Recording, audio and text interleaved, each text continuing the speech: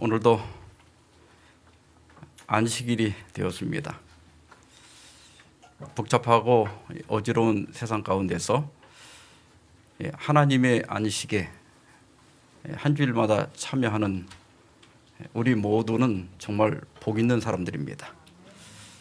이 자리에 예배를 드리기 위해서 모이신 여러분, 또 가정이나 다른 곳에서 영상으로 예배에 참여하신 여러분 모두에게 태초부터 예비된 하늘의 안식이 마음에 충만해서 참된 평강이 있기를 주의 이름으로 축원합니다. 먼저 하나님 말씀 마태복음 5장 8절을 다 같이 읽고 시작하겠습니다. 시작. 마음이 청결한 자는 복이 있나니 그들이 하나님을 볼 것이며. 산상보훈 8번째 시간입니다. 팔복은 6번째 복입니다. 마음이 청결한 자는 복이 있다. 청결하다라고 하는 말이 그렇게 어려운 말은 아니죠. 그러나 좀 더 정확한 의미를, 예수님께서 말씀하신 그 의도를 이해하기 위해서 원어를 조금 살펴보면 헬라어 원문은 카다로스라고 되어 있어요. 근데 이 카다로스라고 하는 말은 세 가지 뜻이 있는데, 첫째는 물리적 정결입니다. 옷이 더러워지면 빨아야 되죠. 또 오염물을 만졌으면 그 손을 씻는 것, 이런 것들이 물리적 정결입니다. 여기에는 위생적인 문제도 있고 하기 때문에 다툼의 여지가 거의 없습니다. 그 다음에 두 번째는 제의적 정결이에요. 성경에 보면 여러 경로로 사람이 부정해질 수 있다고 그랬어요. 근데 그게 꼭 전염균이 묻어서 부정해지는 게 아니라 이건 종교적으로 부정해지는 거예요. 그래서 이런 경우에는 어떤 의식을 통해서 정결함을 받을 수가 있었습니다.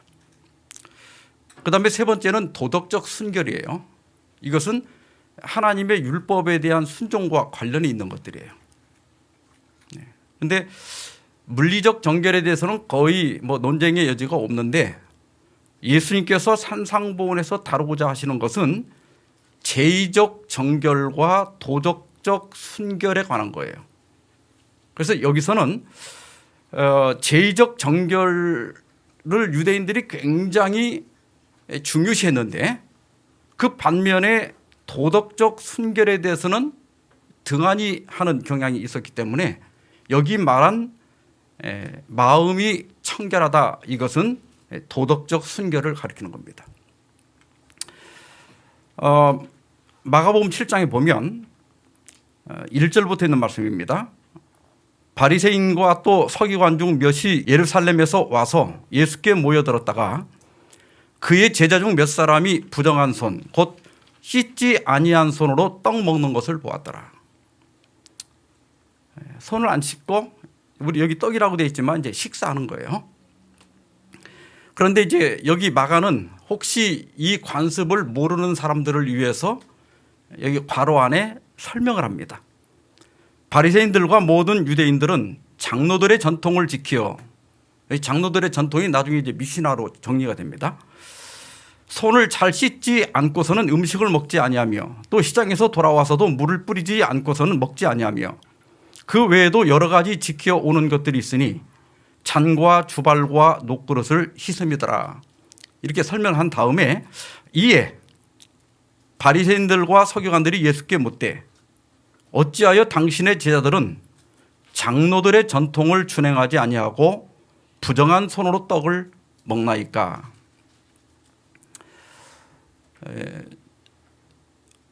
지금 코로나 때문에 우리 손 씻는 게 너나 없이 아주 잘하고 있죠. 제가 그전에 연수원에 있을 때 점심 먹으러 내려가면 되게 화장실에 한 번씩 들리잖아요. 그 식당 옆에 화장실이 있는데 여자들은 내가 잘 모르겠고, 여자 화장실은 가본 적이 없어가지고, 남자들은 10명 중에 7, 8명은 손 안 씻고 그냥 나가요. 그런데 그 연수원은 그 식당이 공동 식사를 하기 때문에 이게 집게를 가지고 밥을 떠야 되잖아요. 제가 우리 직원들한테 그 화장실 갔다 와서 밥 먹기 전에 손을 좀 씻으라고 광고를 좀 늘 해라. 지 고추 만진 손으로 그 집게를 이 만지고 말이야. 그 씻지도 않고. 근데 요즘 코로나 때문에 이게 교육이 아주 잘 돼가지고 요즘은 남자 화장실 가도 한두 명 안 씻는 것 같아요. 거의 다 씻고 나가고. 요즘 의사들이 감기 환자가 없대요. 너무 손을 잘 씻어가지고 또 마스크를 잘 쓰고 다녀가지고 환자가 급감했답니다. 그러니까 그런 위생적 측면에서 손을 씻는 건 굉장히 필요한 일이고 중요한 일이에요. 근데 여기서 지금 얘기하려고 하는 것은 그런 물리적 정결에 관한 것이 아니라 제의적 정결에 관한 거예요. 유대인들이 식사하기 전에 손 씻는 그 규정이 있어요. 이게 무지무지하게 복잡하고 길어요. 하여튼 그 손 씻는 데 관련된 모든 규정이 거기 뭐 발생할 수 있는 모든 게 다 이렇게 그 명시되어 있는데 너무 길어가지고 제가 몇 가지만 좀 추린 거예요. 손을 씻는 그릇이 저 옆에 보이죠? 저 손잡이가 두 개인 이유는 이따 설명드릴게요. 근데 어쨌든 이 물그릇의 상단부가 높이가 같아야 돼요. 그러니까 어느 쪽이 좀 파이거나 이게 주전자처럼 꼭지가 있으면 안 돼요. 그러면 물 흐름이 달라지기 때문에 안 돼요. 굉장히 웃기는 거죠. 그다음에 손과 물 사이에 장애물이 없도록 손톱에 낀 때나 흙먼지, 그다음에 반지도 빼야 돼요. 이게 물이 안 닿는 곳이 있으면 안 된다. 그다음에 물을 부을 때는 손에 힘으로 붓는 것이어야 하며 저절로 흘러내리는 물은 안 된다. 그러니까 컵을 들고 손에 힘으로 이렇게 따를 때 나오는 힘으로 손을 씻어야지. 수돗물을 틀면 물이 저절로 나오잖아요. 그럼 우리 생각에는 거기다 그냥 씻으면 되잖아. 근데 그러면 안 돼요. 컵에다 받아갖고 씻어야 돼요. 그리고 먼저 오른손에 물을 3번, 이건 라페에 따라 틀려요. 어떤 사람은 2번, 그것도 이제 파마다 조금씩 달라요. 그러니까 컵은 반드시 먼저 오른손으로 쥔 다음에 왼손으로 또 옮겨 잡아야 돼. 이렇게 그 순서가 있어. 무조건 집으면 안 돼요. 그 다음에 이제 오른쪽에다 한 번, 왼쪽에다 한 번, 이렇게 왔다 갔다 하는 랍비도 있고, 오른쪽에다 3번, 왼쪽에다 3번 이렇게 부라고 하는 랍비도 있습니다. 그런데 왜 손잡이가 저렇게 2개냐면, 같은 손잡이가 하나면 내가 이제 여기 이 손으로 잡고 여기다 쏟았잖아요. 그 다음에 이걸로 이렇게 잡을 때 여기 지금 씻지 않은 손으로 닿은 것이 여기 부정을 타기 때문에 이쪽 손으로 잡으면 도로 돌아오지는 거예요. 그래서 손잡이가 2개인 거예요. 그래서 만약에 그 손잡이를 잡았거나 다른 사람의 손에 닿으면 다시 씻어야 돼요. 그 다음에 이제 양손을 비빈 다음에 축복 기도문을 암송합니다. 복 받으시옵소서 오 주님 우리의 하나님 우주의 왕이시여 당신의 계명으로 우리를 거룩하게 하셨고 손 씻는 것에 대하여 저희에게 명령하셨습니다. 이렇게 축복 기도문을 암송하고 그다음에 물기를 닦고 말리면 되는데 이제 문제는 여행을 다닐 때 물이 없을 때는 어떻게 할 거냐. 그런데 내가 가는 방향으로 6.5km 이내에 물이 있거나 지나온 방향으로 1.6km 이내에 물이 있으면 가서 그 물을 구해갖고 씻고 이 손 씻는 예식을 하고 밥을 먹어야 돼요. 우리처럼 뭐 등산하다가 밥 먹자 해서 이렇게 도시락 가서 먹을 수 있는 게 아니에요. 그런데 만약에 특별한 사유로 그러니까 일행과 같이 다니거나 또 물을 전혀 구할 수 없을 때는 건식 정결례라고 해서 식용만 되는 거예요. 이렇게 손도 비비고 아니면 장갑을 끼고 음식을 먹어야 된다 이렇게 돼 있어요. 자, 잠깐 이제 한번 영상을 좀 보여드리겠습니다. 이렇게 이제 오른손을 쥔 다음에 왼쪽으로 옮겼죠. 그 다음에 먼저 이렇게 오른손에다 3번 붓는데 잘 보세요. 그냥 붓기만 하는 거예요. 그 다음에 이제 저기 오염되지 않도록 이렇게 수건으로 붙잡고 또 왼쪽에다가 3번을 부어요. 그렇게 한 다음에 그다음에 이제 손을 원래 비비고 축복 기도를 하는데 이 사람은 이제 비비고 닦으면서 아까 읽어드렸던 축복 기도문을 암송을 합니다. 근데 여러분 이번 코로나 때문에 손 씻는 법을 자세히 배웠죠. 근데 이렇게 씻어갖고 세균이 이게 제거되겠습니까? 안 되겠습니까? 안 씻는 것보다는 낫지만 이게 위생적 목적이 아니라 거의 의식적인 거라는 걸 알 수 있어요. 예수님은 이러한 의식적인 것에 대하여 비판을 하신 거예요. 정결이 중요하다고 하는 것은 이미 구약 시대 때부터 잘 알려져 있었습니다.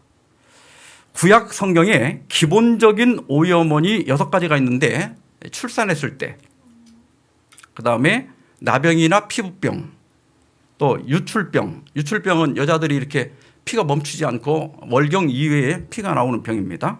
그다음에 남성의 설정, 여성의 월경, 그다음에 시체와 접촉하는 거예요.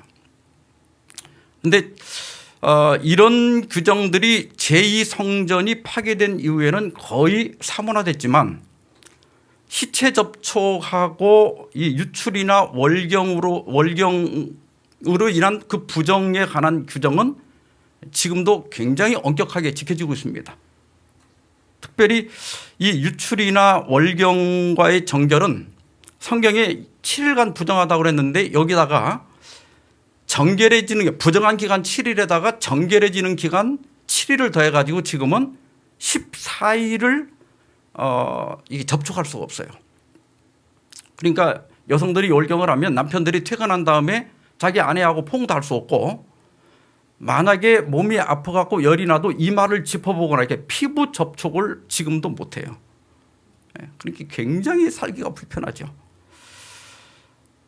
시편 24편 3절 4절에 보면 여호와의 산에 오를 자가 누구며 그의 거룩한 곳에 설 자가 누구인가. 곧 손이 깨끗하며 마음이 청결하며 뜻을 허탄한 데 두지 아니하며 거짓 맹세하지 아니하는 자로다. 이 시편 24편은 다윗이 법궤를 오벳 에돔의 집에서 예루살렘에 자기가 지은 성막으로 옮길 때 불렀던 노래입니다. 누가 하나님의 전에 들어갈 자격이 있는가? 여기 손이 깨끗하며 마음이 청결한 사람만이 하나님의 전에 들어갈 수 있다. 그래서 유대인들은 여기 손이라고 하는 것이 물론 이제 범죄하지 않는다는 뜻이잖아요. 손으로 우리가 죄를 지니까. 그러나 실제로 손을 씻는 것도 중요하다. 그다음에 두 번째로는 마음이 정결해야 된다. 그래서 수많은 정결 예식을 만들어서 그 예식을 철저하게 지켜왔습니다.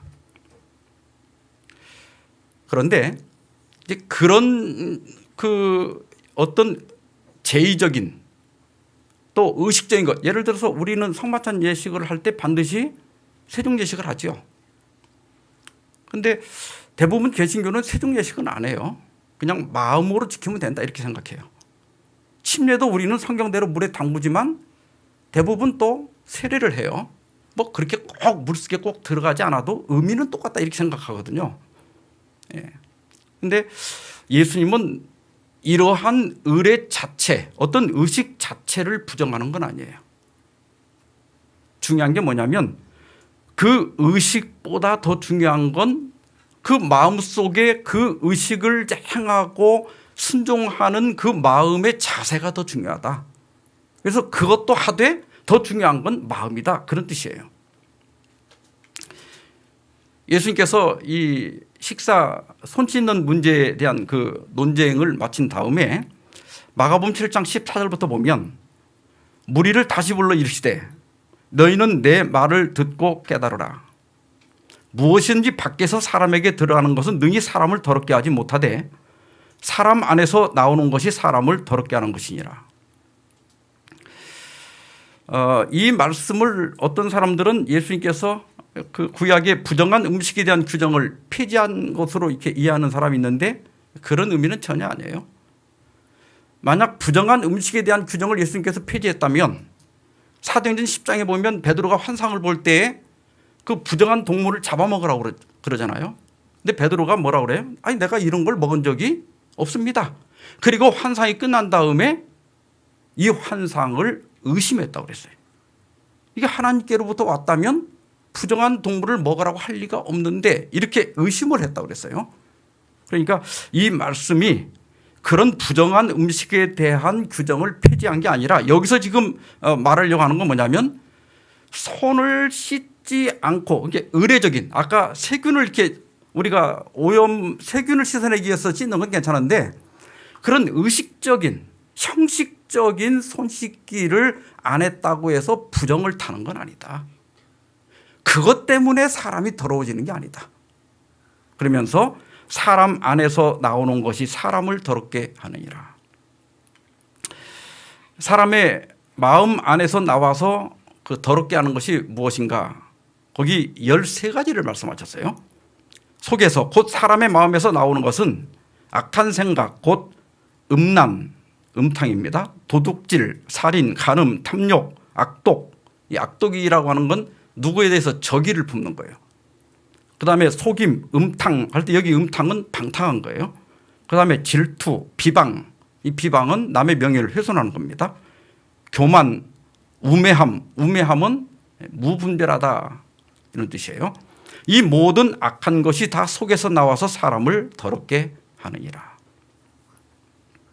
그러면 예수님 말씀하신 마음이 청결한 자는 여기 이 13가지가 그 마음에 없는 사람들이죠. 그러면 마음을 정결하게 하는 것이 뭘까? 우리 마음속에서 어떤 생각들이 있어야 될까? 그것이 갈라디아 5장 22절로 23절에 성령의 9가지 열매 사랑, 희락, 화평, 오래 참음, 자비, 양선, 충성, 온유, 절제. 그다음에 베드로서 1장 5절을 실제로 보면 이걸 이제 베드로의 사닥다리라 이렇게 불러요. 너희가 더욱 힘써 너희 믿음에 우리가 믿기만 할 게 아니라 거기다가 덕을 쌓으라. 덕의 지식을, 지식의 절제를, 절제의 인내를, 인내의 경건을, 경건의 형제우애를, 형제우애의 사랑을 더하라. 그러니까 우리가 믿음에서 시작해서 또 개발되고 발전해 가야 할 여기 8가지 덕목이 예시되어 있습니다. 그러니까 예수님께서 말씀하신 그 청결한 마음을 갖는다고 하는 것은 여기 말한 17가지의 열매가 우리의 삶 속에 풍성하게 맺히는 삶을 사는 것입니다. 성경 주석에 보면 여기 마태복음 5장 오늘 본문을 주석한 성경 주석에 보면 예수가 염두에 둔 것은 의식적 청결이 아니라 마음의 내적 청결이다. 동기가 순결하다면 생활도 순결할 것이다. 마음이 청결하다는 말은 사람이 절대적으로 죄가 없다는 것을 의미하지 않고 오히려 그의 동기가 옳고 그리스도의 은혜로 과거의 잘못에 등을 돌리고 예수 그리스도 안에서 완전의 목표를 향해 쫓아가는 것을 의미한다. 그다음에 제가 이번 산상본을 설교하면서 가장 권위 있는 주석으로 기본으로 삼고 있는 산상본이라는 책에 보면 그것은 다만 한간에서 이해하는 의미의 순결, 다시 말해 감각적인 것에서 벗어나고 유격에 더럽혀지지 않은 것만이 아니라 마음의 은밀한 목적과 동기가 진실하며 교만과 자아 본위에서 벗어나 겸손하고 사심이 없고 어린애같이 되는 것을 의미한다. 마음의 청결을 여러 가지 다룰 수 있지만 더 근본이 되는 것만을 그 3가지를 제가 추려봤는데 첫째는 동기가 진실한 것이다. 두 번째는 어린아이같이 되는 것이다. 세 번째는 변화된 삶, 다시 말하면 이타적인 삶을 사는 것이 진정한 마음의 청결이다. 그렇게 생각할 수가 있습니다. 그래서 이 3가지를 좀 함께 생각해 보는 시간을 갖도록 하겠습니다. 먼저 마음의 청결은 동기가 진실한 겁니다. 우리가 예배를 드리던 성경을 연구를 하든 선행을 하든 중요한 건 뭐냐면 그 동기가 진실해야 된다. 같은 산상보훈에 예수님께서 마태복음 6장 1절에 이런 말씀하셨어요. 사람에게 보이려고 그들 앞에서 너희 의를 행하지 않도록 주의하라. 그리하지 아니하면 하늘에 계신 너희 아버지께 상을 받지 못하느니라. 우리가 의를 행하는 것, 하나님의 오늘 교과에 배웠지만 우리가 율법을 잘 지키는 것, 또 우리가 올바르게 사는 것, 하나님의 사업을 위해서 헌신하는 것, 다 좋은 일이에요. 근데 중요한 건 뭐냐면 사람에게 보이려고 하지 마라. 쉽게 말하면 희화하지 마라. 그러면서 예수님 당시에 최고의 의로 평가되는 세 가지를 드셨는데 구제, 기도, 금식입니다. 물론 지금도 구제 많이 하고 또 기도 많이 하고 또 금식을 많이 하는 분이 있다면 그분 참 믿음이 좋다, 이런 평가를 받을 만한 행위들입니다. 문제는 이러한 구제나 기도나 금식이 잘못된 게 아니라 그것을 하는데 그 동기가 순수한 마음에 사는 게 아니라 사람에게 보이려고 한다는 거예요. 그래서 구제할 때 사람에게 영광을 받으려고, 기도할 때 사람에게 보이려고, 금식할 때 사람에게 보이려고. 그들은 자기 상을 이미 받았느니라. 이 말은 뭐냐면 그들이 구제하고 기도하고 금식했지만 그건 아무런 공로가 없다, 안 한 거나 똑같다, 그런 뜻이에요. 그래서 예수님께서는 네가 구제할 때는 오른손이 하는 것을 왼손이 모르게 하라. 그러면 은밀한 중에 보시는 너희 아버지께서 갚으시리라. 그러니까 어떤 분은 남을 돕거나 헌금을 할 때 지갑에서 돈을 보지 말고 이렇게 잡히는 대로 꺼내서 줘야 왼손이 모른대요. 그 꺼낼 때 10,000원짜리 잡힐까 봐 얼마나 만져보고 비벼보겠어요, 그거. 여기 오른손 왼손 하는 말은 예수님 당시에 절친한 친구를 가리키는 상용어였어요. 그러니까 우리말로 하면 너와 나는 둘도 없는 친구야, 이런 뜻이에요. 그러니까 오른손이 하는 것을 왼손이 모르게 하라. 이 말은 뭐냐면 네가 굳이 한 것을 가장 친한 친구에게도 말할 필요가 없다, 이 뜻이에요. 왜냐하면 내가 남을 도울 때 자랑하려고 한다면 그건 무용지물이랑 안 한 거나 한 거나 똑같다는 거예요. 그러니까 우리가 남을 도울 때 그냥 내가 할 일이기 때문에, 내가 그리스도인으로서 당연히 할 일이기 때문에 하는 거지 남한테 보이거나 자랑하려고 할 필요가 없다는 거예요. 그러니까 이게 남을 돕는 게 아까운데 남한테 보이려고 할 때 그것은 이미 그게 외식이고 그게 부정한 거예요. 그게 마음이 정결하지 않은 거예요. 마음이 정결한 사람은 누구한테 인정받고 이름 내려고 하는 게 아니라 내가 할 일이니까 하는 거예요, 그냥. 자랑할 게 아무것도 없는 거예요. 그다음에 기도할 때는 골방에 들어가서 문을 닫고 은밀한 중에 기도하라. 기도는 나중에 예수님께서 이 말씀을 하시고 곧 이어서 주의 기도문을 가르치셔요. 그건 제가 주의 기도문을 따로 좀 나중에 다루려고 합니다. 그런데 기도는 우선적으로 대화라고 그러죠. 그러면 하나님과 나누는 대화라면 여러분 1대1로 나누는 대화의 중요한 건 뭐냐면 은밀성이 있어야 돼요. 나하고 가장 친한 친구하고 얘기하는데 남들 보여주려고 합니까? 그건 가끔 유튜브에 보면 뭐 이렇게 카페 같은 데 앉아갖고 옆에 사람 뭐 웃기려고 일부러 하는 거 있는데 그건 공연이지 친구 간의 대화가 아니잖아요.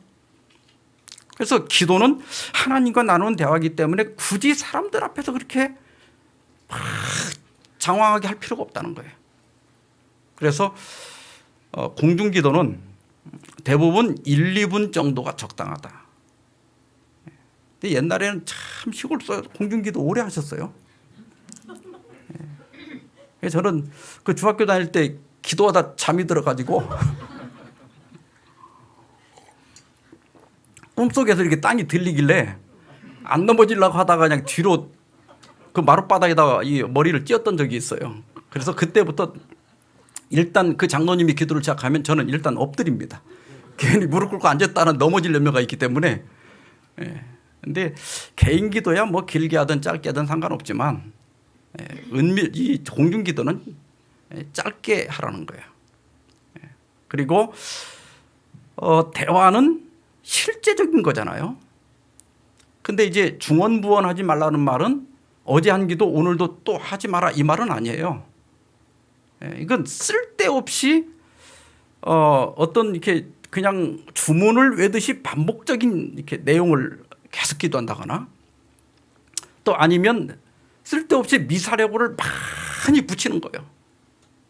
근데 우리가 친구한테 어떤 요청을 하거나 아버지한테 돈 달라고 할 때 뭐 위대하시고 능력이 많으시고 자비로우시고 마음이 너그러우신 아버지시여 이렇게 합니까? 너무 많은 미사려고 쓰지 말고 그러니까 이런 걸 쓰는 자체가 벌써 이 기도를 너무 의식적으로 한다는 거예요. 실제적으로 하는 게 아니라. 그다음에 이제 금식할 때 머리에 기름을 바르고 얼굴을 씻어라.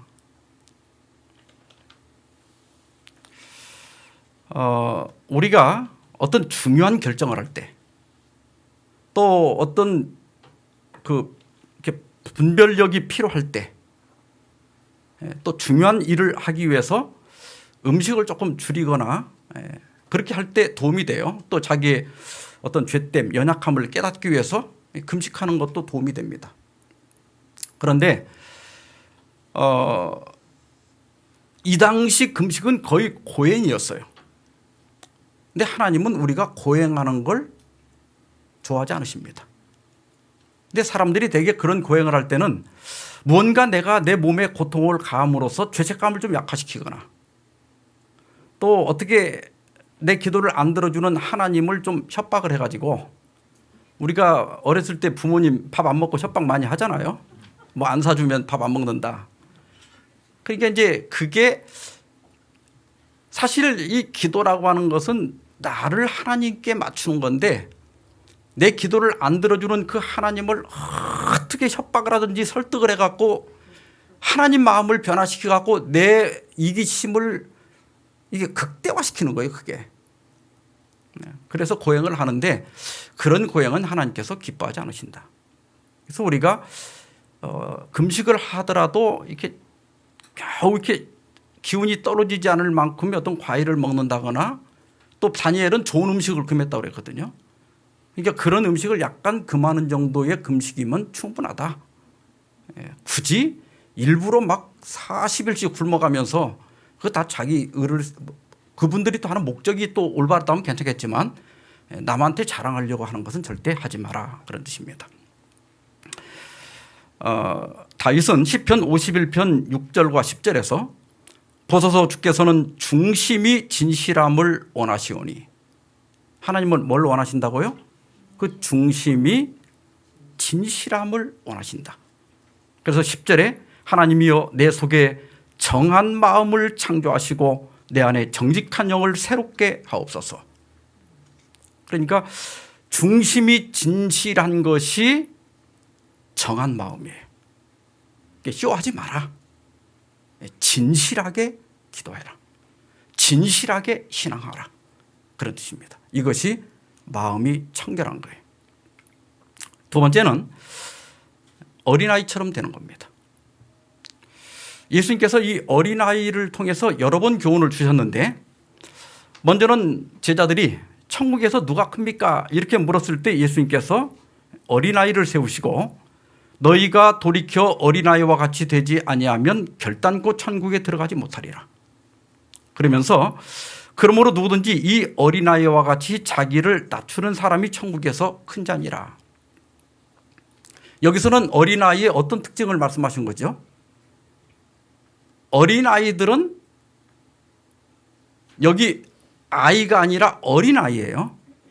우리 주석에도 보면 여기 어린이라고 하는 말에 주목하라고 그랬어요. 그러니까 우리가 지금 생각할 때 어린애들도 좀 영악한 애들이 있죠.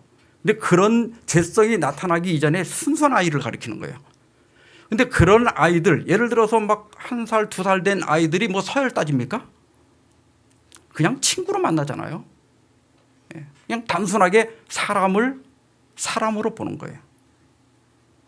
여기서는 그 말씀이에요. 이 겸손이라고 하는 것은 내가 많이 배웠던 적게 배웠던 내가 부자든 가난하든 사람을 똑같이 보는 거예요.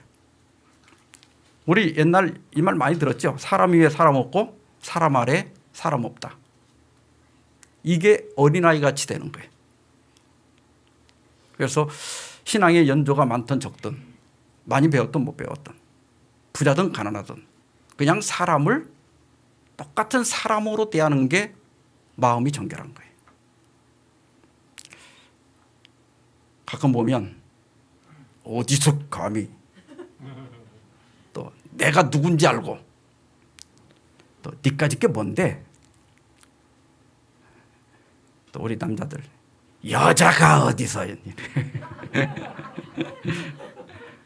또 뭐 애들은 가라 이제 이런 표현들 이런 생각 자체를 버리는 것 이것이 마음이 정결한 거예요. 두 번째로 예수님이 설교 중에 이제 어머니들이 그 아이들에게 이제 이렇게 예수님께 안수를 받으려고 데려왔더니 제자들이 야 애들은 가라 그랬어요. 그때 이제 예수님께서 아주 여기 마태복음에는 없지만 다른 데 보면 화를 내셨다고 그랬어요. 그러면서 제자들을 꾸짖으면서 어린아이들을 용납하고 내게 오는 것을 금하지 말라. 천국은 이런 사람의 것이니라. 여기 그 어린아이 얘기를 들 때는 그 예수님께 이렇게 단순한 마음으로 나오는 마음을 가리키는 거예요. 여기 교인들 여러분들 중에 교인이 아주 어렵게 되신 분도 있지만 굉장히 쉽게 되신 분도 있어요. 이 전도를 해보면 어떤 분들은 굉장히 어려운데 어떤 분들은 굉장히 쉽게 교인이 돼요. 그런 분들은 정말 복 받은 거예요. 그러니까 전도를 해보면 나이가 많을수록 전도하기가 어렵고 많이 배우고 돈이 많을수록 전도하기가 어렵습니다. 그러니까 예수님께서 여기서 말씀하고자 하는 것은 어린아이 같은 단순성을 가지고 복음을 받아들이는 사람 그런 마음이 청결한 마음이다. 그런 사람은 하나님을 볼 것이다. 또 마태복음 11장 25절 26절에 보면 그때 예수께서 대답하여 이르시되 천지의 주제이신 아버지여 이것을 지혜롭고 슬기 있는 자들에게는 숨기시고 어린 아이들에게는 나타내심을 감사하나이다. 여기 이것이라고 하는 건 예수님의 권능을 가리키는 거예요. 예수님은 자신이 메시아인 것 그리고 자신이 가르치는 것을 확증하기 위해서 여러 권능을 행했습니다. 그런데 그런 권능을 보고도 지도자들은 예수님을 영접하지 않았어요. 그런데 여기 어린아이들에게는 나타냈다 할 때 이 어린아이가 그 당시 많이 쓰이던 용어예요.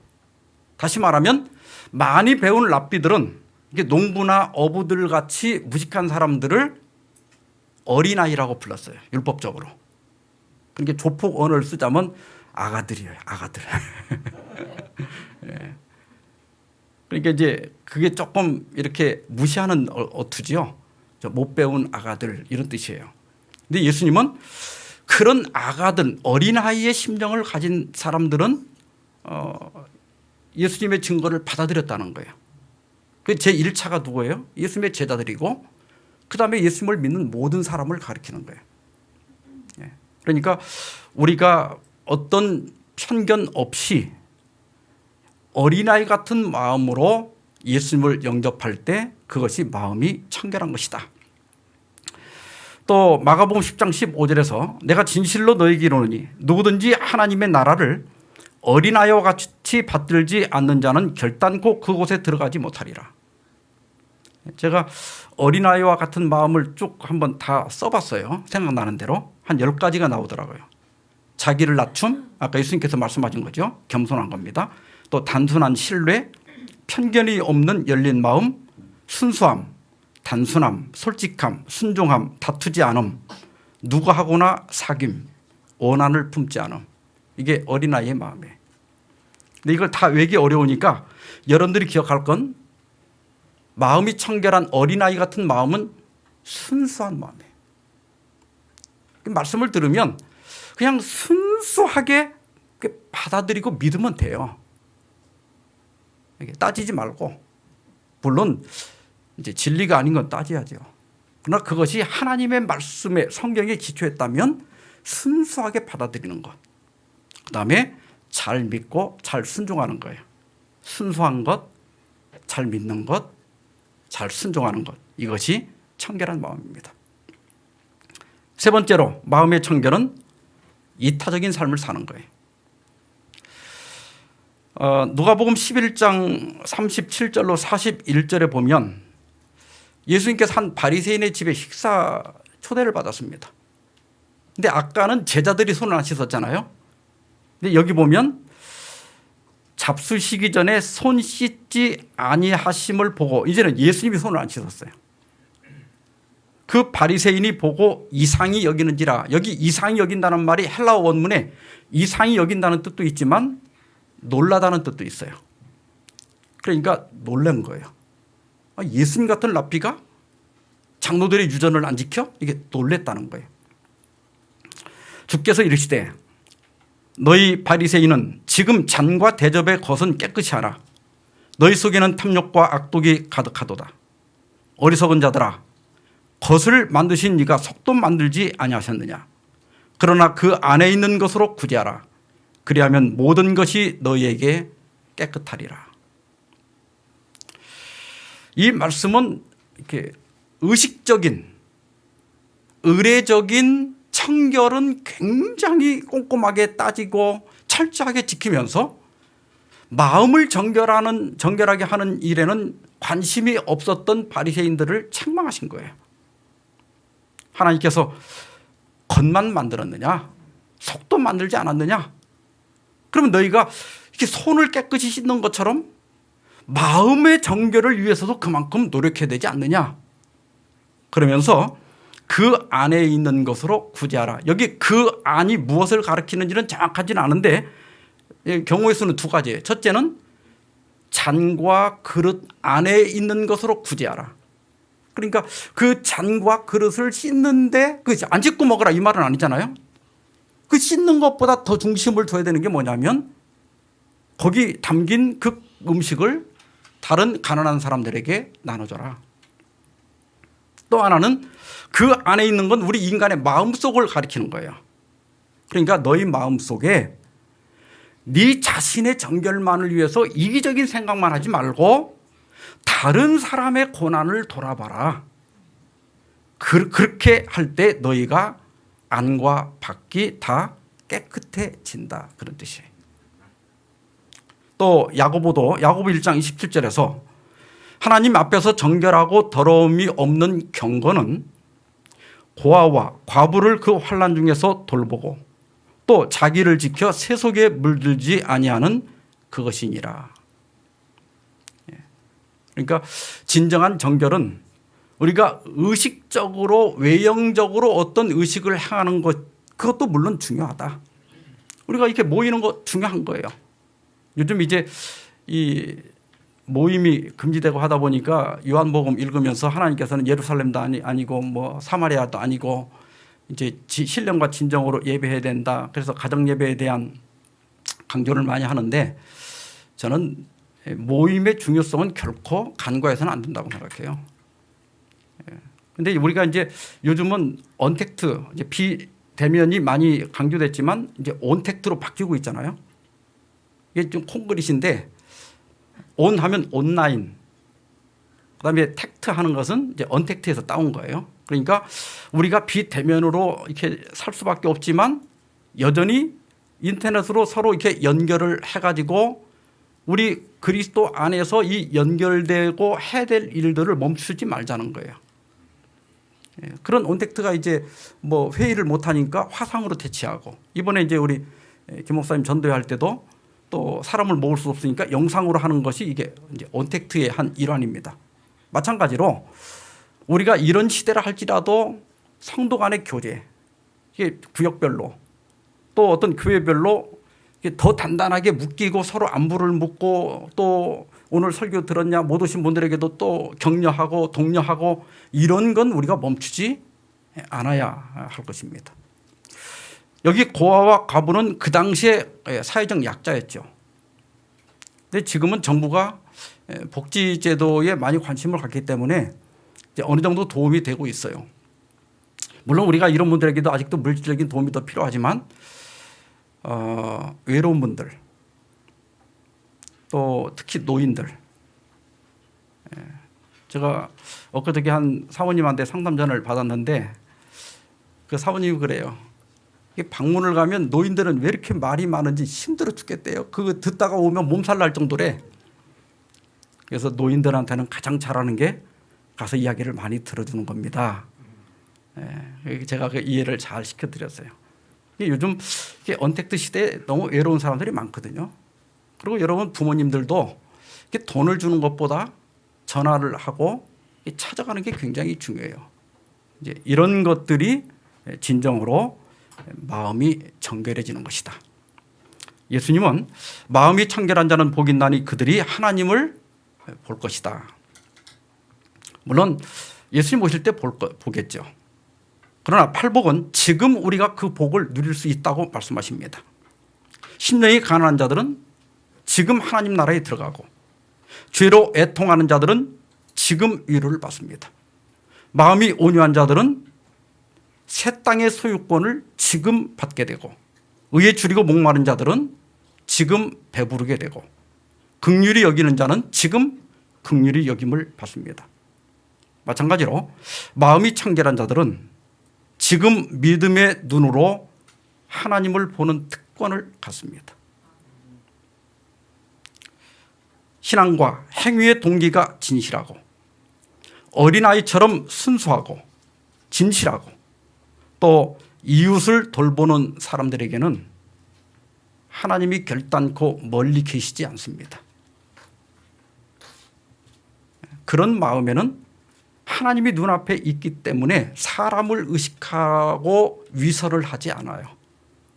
하나님이 눈앞에 있는 것을 늘 이렇게 의식하며 사는 거예요. 저는 저희 돌아가신 어머니를 육체적으로는 보지 못하지만 마음의 눈으로 지금도 저희 어머니 모습을 볼 수 있고 그 어머님의 목소리를 들을 수가 있어요.